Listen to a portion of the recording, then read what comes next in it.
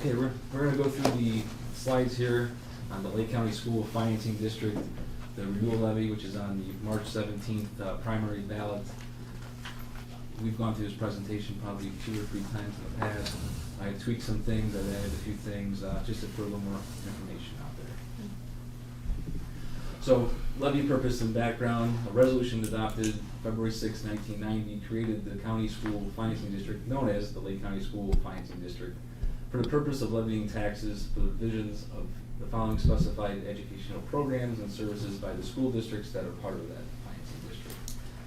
So the levy proceeds should be used for the provision of necessary personnel, materials, supplies, and transportation for instruction in language arts, social studies, mathematics, fine and practical arts, health and physical education, science, and business education. The current districts in the financing district are the Madison Local School District, the Painesville City Local School District, Perry Local School District, and Riverside Local School District.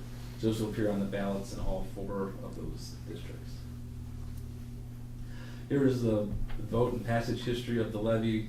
It was first approved in November of 1990, and it has been renewed every 5 years since, except for this past November for the next 5-year renewal. It failed. 8,290 voted for it, as opposed to 8,320 against it.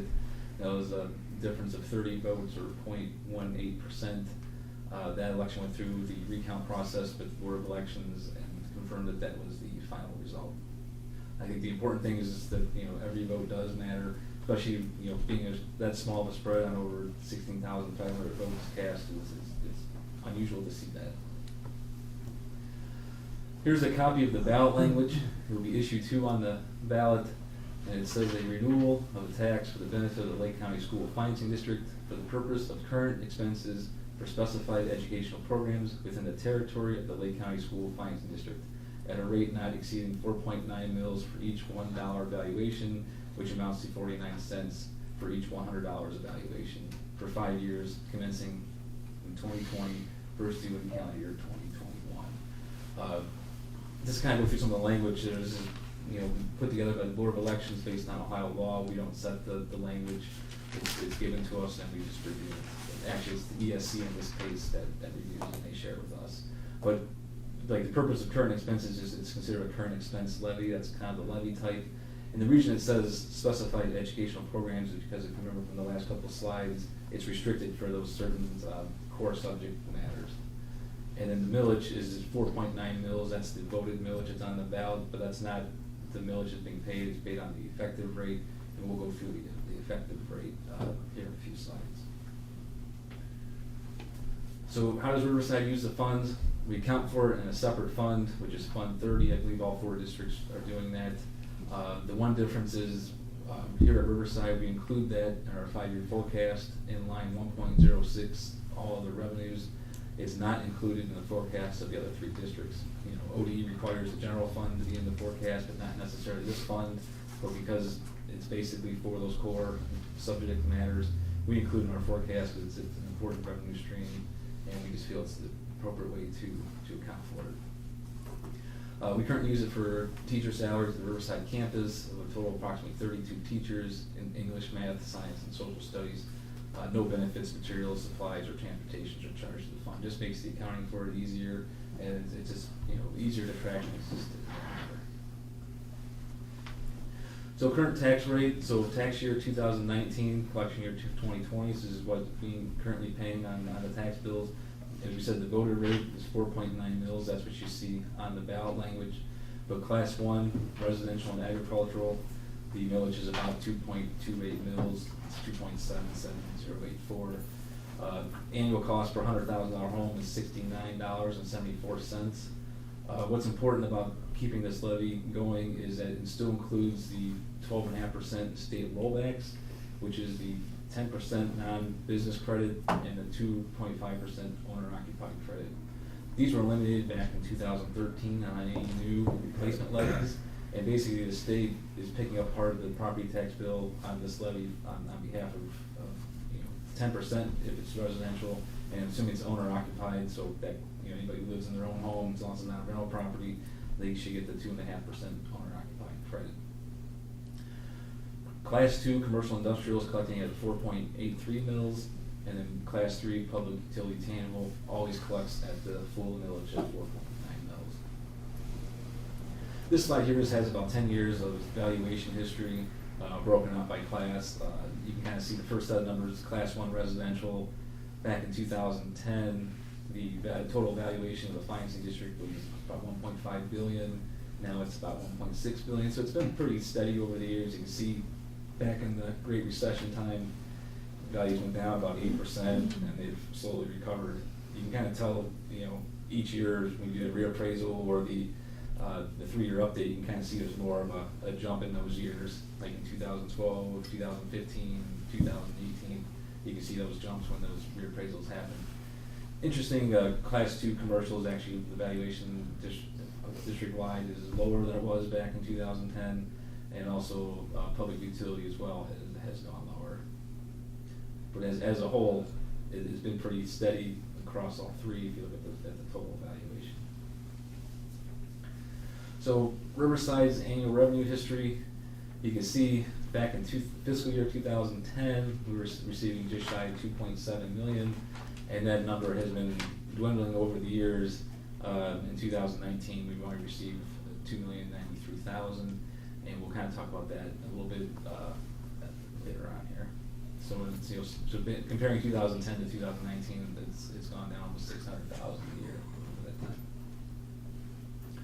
So the levy is over all 4 districts, and it's distributed to each of the districts based on an agreed upon formula. So how it works currently is Class 1, Class 2, which is your residential and commercial taxpayers.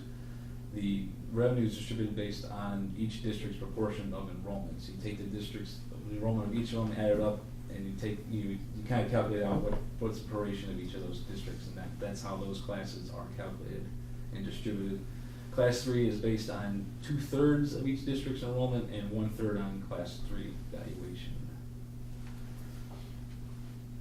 So with the renewal, if it gets renewed, we've already agreed to a new allocation starting with this, which would be tax year 2020, collection year 2021. The allocation will be based on the funds generated by each district. So each district receives a proportionate share based on the valuation by class. So what does that basically mean is we're going to receive 100% of the funds that we generate going forward, and would resulting in a significant increase in revenue. So for example, if we went back and looked at calendar year 2019, we should receive about 2.8 million as opposed to 2,063,000 that we actually received during that time frame. So what had happened was over the years, different things had happened, such as electric deregulation, there was devaluations of the power plant in recent years, and there was the phase out of tangible personal property tax. We were getting reimbursements from the state. Those started getting phased out probably in the 2012, 2013 time frame, and then just natural changes in enrollment. So over time, all these different factors working together, were working not in our favor, over the years. Each year we saw that dwindling revenue. So by resetting it with the new allocation, it will make us whole again, and will be good for Riverside. And just kind of going back, because there's some questions. Well, when did that all start? When did we start realizing that we were kind of it was becoming unbalanced? And it looks like so back in November of 2014, just looking at history, which when we passed the resolution to renew the levy in May of 2015 was the election that the financing district got renewed. So we only would have 2013 collection year, and at that time it was a loss of 142,000, but the year before was a gain of 52,000. And I wasn't really able to go too much farther before that, because then they had we didn't have it separated in a different fund, and just finding all the historical documents, I wasn't able to do that. But for many years we received more than we were generating, and just kind of went unbalanced over the years, and then each year it had gotten worse and worse to where we are today, which is what called for the new allocation. Otherwise, it wouldn't have made sense to continue the financing district. So by this new allocation, it protects Riverside, Painesville, and Madison from future Perry nuclear power plant devaluations. So if the power plant gets devalued in the future, the direct hit will go to Perry and not be spread among the 3 districts.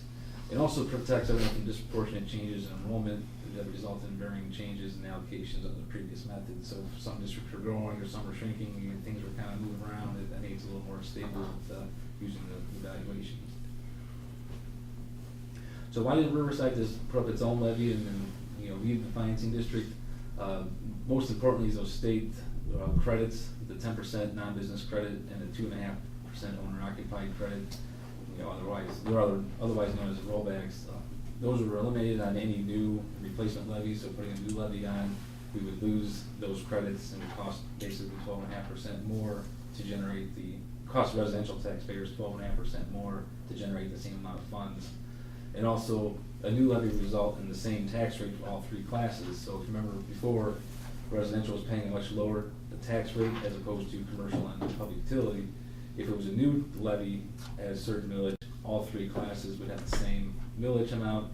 So basically, at the end of the day, a new levy, the savings would go to commercial and public utility and not necessarily to the residential taxpayers.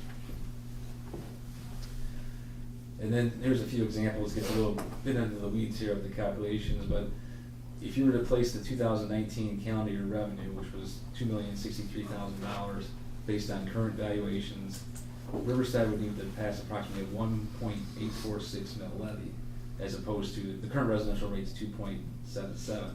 But you have to factor in that 12.5% non-business credit and owner-occupied credit. So the cost per $100,000 home would be $64.62 versus $69.74. It's only a difference of $5.12 per year, 43 cents a month. But this is also assuming 100% collection from, it's called the Schedule A's, we'll get these valuations from. So 100% of the taxes are collected, it's pretty much very close. It's a very minimal difference between the two. But the problem is, if we did that, we wouldn't realize any increased revenue from the new allocation that we're currently getting. So we're getting a better bang for a buck by keeping it going this way. Because otherwise, if you were to realize the estimated increased revenue, which was $2,819,000, assuming 100% collection, it had to be a 2.52 mil levy, which would be an increase of $18.53 per year for a $100,000 home. So for just $5 a year, we're getting $800,000 more in revenue a year. It makes sense to do that as opposed to going for home levy and losing those rollbacks. So some frequently asked questions: is this a renewal levy? Yes, it's first approved in 1990, it was renewed in 95, 2000, 2005, 2010, 2015. It's not a replacement levy. I saw some comments on social media recently that said, oh, if you renew this thing, it's going to reset to the current valuations. It is an increase in taxes. No, it's not. This is a renewal. The other scenario is if it's a replacement. If you see a replacement levy, it's resetting to that valuation that's current. It would be a tax increase. This one is not a tax increase. Will the approval of this levy increase my taxes? We just said no. It's currently collecting at 2.28 mils for residential taxpayers. And will this levy be continuous? No, it's a renewal for a 5-year period. And then on our website, on the news page, top article is we have it pinned there. So there's additional frequently asked questions there. This kind of goes more into the details of the levy. This comes from the Board of Elections on their Facebook page. They said, already making plans for St. Patrick's Day, which is election days. Early voting started March 19th.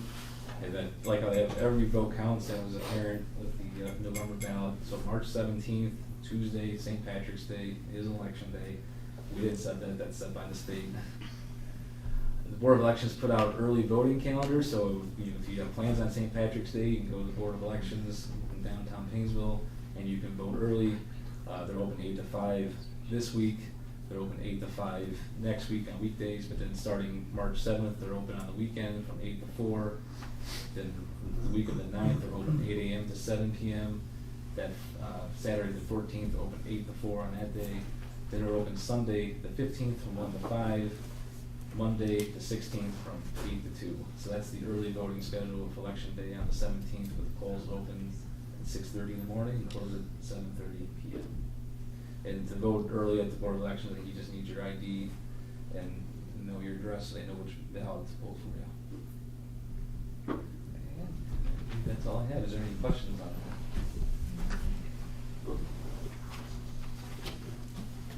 Thank you very much.